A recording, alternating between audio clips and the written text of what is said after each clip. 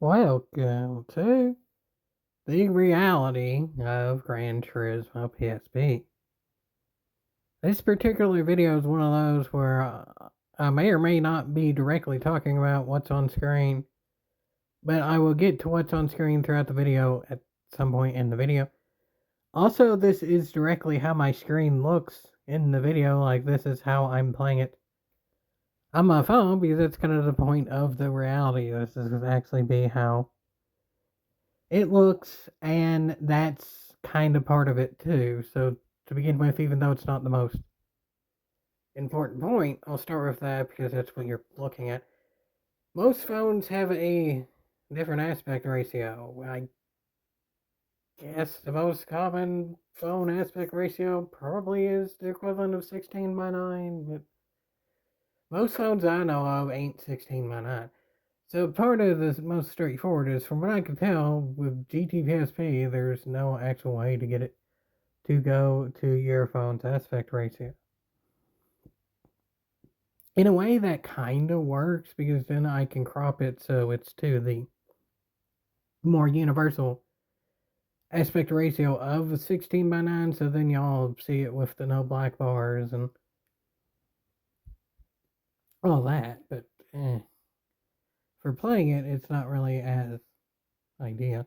But again, that's not really the main point.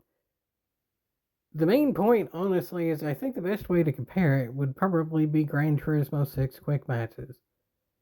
There's obvious differences in that GT6 quick matches can get up to 16 players when PSP is 4, so that's definitely a massive difference, and PSP has a whole heck of a heap more tuning, or I got that backwards, I think. I wasn't even fully paying attention where it's at. GT6 has a whole heck of a heap more tuning because it allows for tuning of individual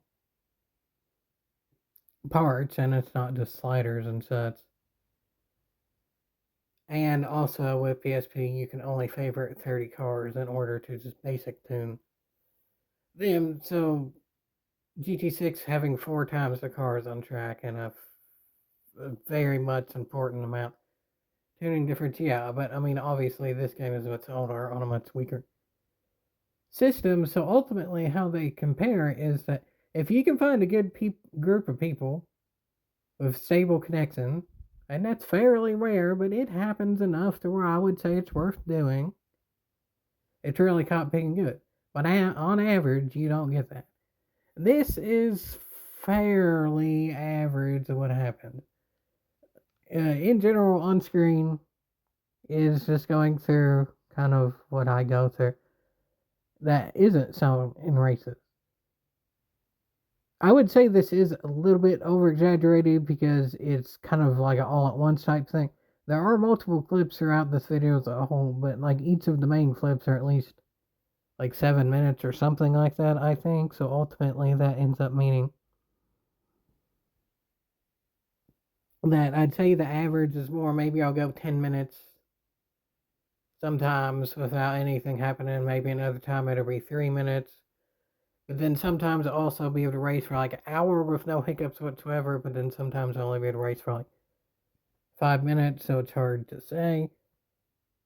It's all kind of just grouping there. It kind of usually does come with groups. If you can find good people with good connection, it goes for a while. If not, not so much. I'm not sure how to actually go about with the best connection. Maybe it's as straightforward as whoever should host a room is the one with the best internet connection, but I mean, no one's really talked about that to each other straightforward of like who should be hosting between like the group of people that are racing each other or whatever. Usually that just ends up being trial and error. Is if someone ends up hosting and it disconnects, that probably best for not that person to host again, so then maybe someone else will try to trial and error like that or whatever. There's really no straightforward to tell for sure. But another thing straightforward that again will be on screen at some point throughout this video, that is, even when it does get to racing, like it takes a while to even find the rooms and stuff. Actually, I think this is correlating to what's on screen currently. Once it gets to the racing, it's sometimes will be iffy with that as well. In general, shuffle racing is probably the easiest way to get some relatively fair racing, but that doesn't mean it's going to be perfect. As y'all can see, really, what is on screen, the better battle a lot of the time ends up being with the AI and not the actual player, on average. But really, what that ends up doing is, even if you get a good battle going with the AI or whatever, shuffle racing, whatever it may be, if one person leaves, the room is not. If it's two people, if it's three or four actual people, if the host leaves, the room is done. In my opinion, the second part of that is very much unfair. The first part, in my opinion, if you're racing AI, you should be able to continue racing AI if you want. I mean, obviously GT PSP supports racing AI, so I don't really see what the problem is there. But what really annoys me when you have a group of four people and then the host leaves, then there's still three actual people left there to race each other. I don't understand that one. I know in the old days, which this game counts as the old days, there's such things like host migration where it would come on the screen and it might take a few seconds to migrate to whoever has the second best connection or however that works. I don't know. But, yeah, there's that. But I mean, that gets annoying too. On average, I'd say genuinely it's under 50% chance that you can even get into a lobby. Granted, like I said, actually in the initial review, there's no way to tell if a lobby is full or not.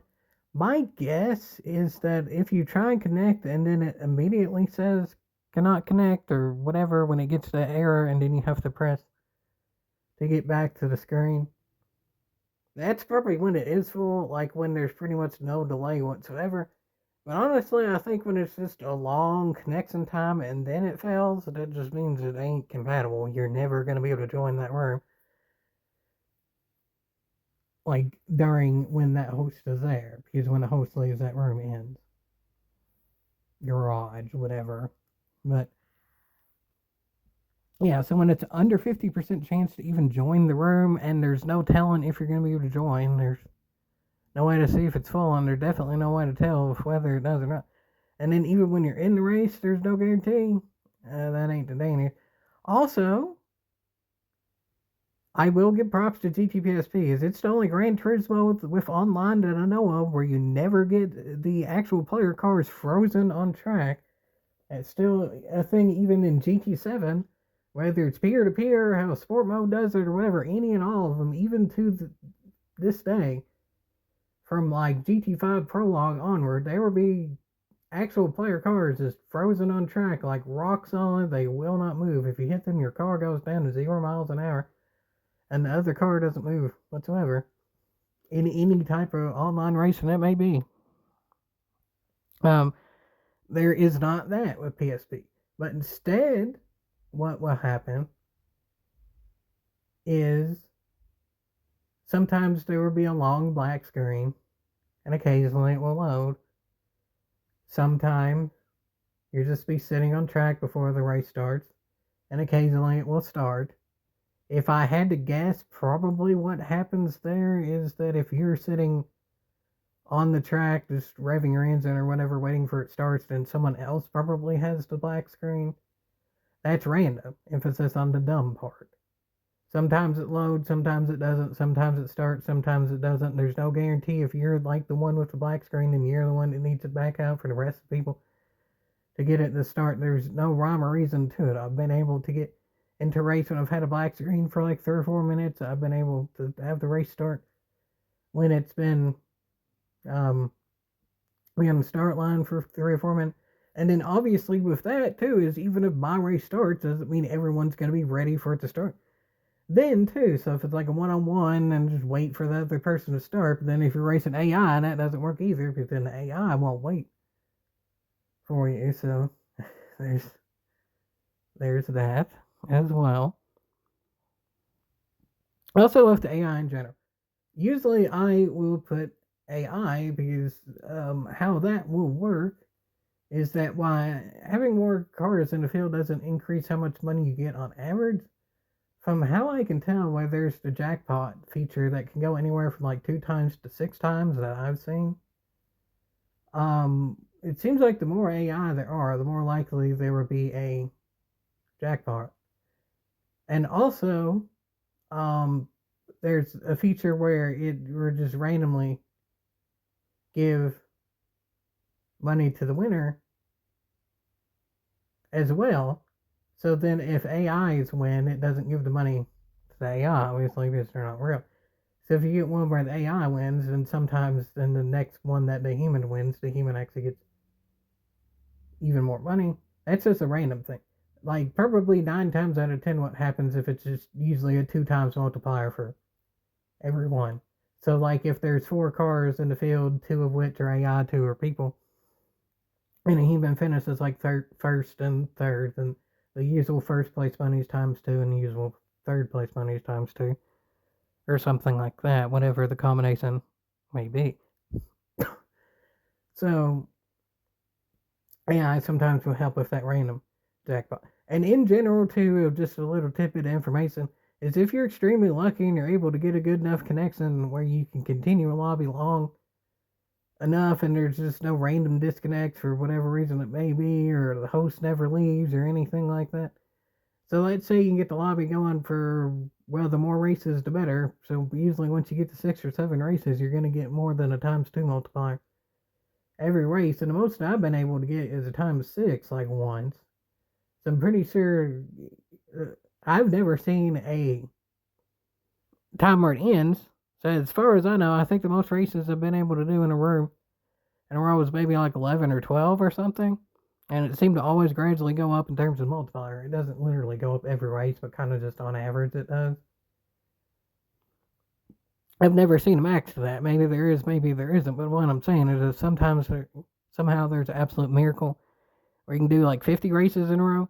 That's the way to go. And also, that means because the multiplier is race based and not distance based, generally speaking, it's better to have shorter races too if you want to go for that multiplier, because then you get more races. But, I mean, obviously, too, there's a cheat code where you can get 99 million credits as well for PSP, so it ain't really that big of a deal. But, again, with that jackpot in there, too, that's actually genuinely makes some people race differently. When it pops up that there is the jackpot thing, like not just when it's 2 times across the board, when there's one individual that gets it. Sometimes I can genuinely see the racing be a bit different there. Even with the green cheat codes, it can get a lot more than we get in a race. Anyway, not that big a deal, frankly, but I mean, that's still an interesting thing as well. And honestly, I mean, I've said it before and I'll say it again.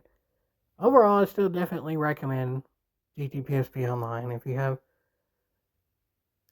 I'd say even any phone probably at least 2 or 3 years old. Like even the bottom end, I would say can do it. And then like what would be the equivalent of a flagship phone, probably at least 10 or 11 years old. So any range for that. And then computers can obviously go a lot longer.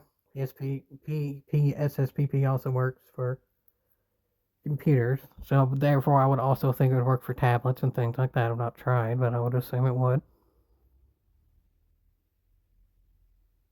Just like obviously I recommended back when it was around GT6 um, quick matches, but I was very quick to say the flaws of the GT6 quick matches. There would be the cars frozen unfilled. It would take forever to actually get some races going sometimes, and then with that, there was also iffiness with tuning too. If you wanted to tune your car, the menus were very much clunky. With that, it took a long, long time to get in and out of menus. It doesn't seem to be too big of a problem with PSP. Tuning is not as big of an issue either, especially with shovel racing. There's no tuning at all. All in all, I'd say I've done at least 60% of the races that I've done probably are shovel racing. That tends to be how I go. Um, but even still, if you do tuning, it's not that big of a deal.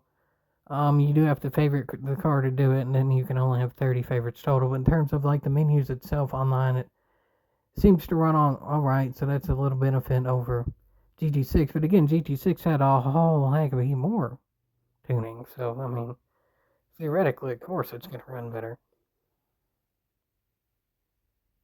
Also, I mean, for whatever it's worth, you can. There's a whole other mode too where you can actually trade cars and stuff like that. I've never seen anyone in those like garage slots or rooms or having. Like, I don't think anyone realistically does that. But if you give enough time in advance to say specifically when you're on, maybe people will do that too. And then that can also go with kind of the Spec 2 mod, like I've talked about before too. And like, even if you don't have the Spec 2 mod, is it I think it's just straightforward. You have to have Google Drive. So if you don't want to have Google Drive, then you don't get the Spec 2 mod from what I could tell. So there's that straightforward. But even still, for whatever reason, if you don't have it or can't get it or whatever, I'm pretty sure a modded car can still be traded to you. Because the modded cars actually still work when the base game is loaded too. It doesn't show as they're modded, but it will still run that way as long as you don't go back in to the tuning, then it will reset to how it is. So that's an interesting thing too there, so I'm pretty sure you can still get the cars traded, even if that's effective. I still recommend getting the Spec 2 mod because that gets a lot of Gran Turismo 3 tracks in there. It has more just Gran Turismo music in general added. It updates the license test, or it's kind of more like a career mode type thing. There's a whole heck of a heap of benefits to the Spec 2 mod. It's not actually called that, but that's what I'm calling it. I think it's just like remix, GT remix or something like that. But anyway, so yeah, I mean that's pretty much the reality of it. If you played GT6 self racing, or not self racing, quick match. I wish GT6 had self racing, but you can do self racing on PSP. That's where I got confused. So anyway, if you play GT6 quick match and you're able to deal with all those hoops to get into lobby, it's like that. And then the ultimate, obviously, comparison between them is it's random people you're racing against. There's no skill-based matchmaking in terms of how good the individual players are. But, like I've said in the Suffer Racing review, the Suffer Racing will somewhat neutralize that, because maybe the players aren't so equally matched in the first race. If the gods allow for you to have a good enough connection for a few races down the line, eventually the racing will become close. Sometimes it is immediately in the first race, so it'll bounce back. Plus 10, minus 10, whatever, with the Suffer Racing per race. It goes on increments of 10. So, like, the winner would have 10 points less of a car. The second would have 10 points more, and it would go like that. So, yeah, there's that as well. All in all, if you have patience, good things will come. That goes with a lot of things. And honestly, for what can run on so many different systems and is free and easy to set up, it's most certainly worth it. And recording as well is easy too. Most phones you can get a screen recorder or whatever, and then that works too. So all things considered, it's most certainly worth the e-haul. It's not perfect, but I don't really see it getting any worse either.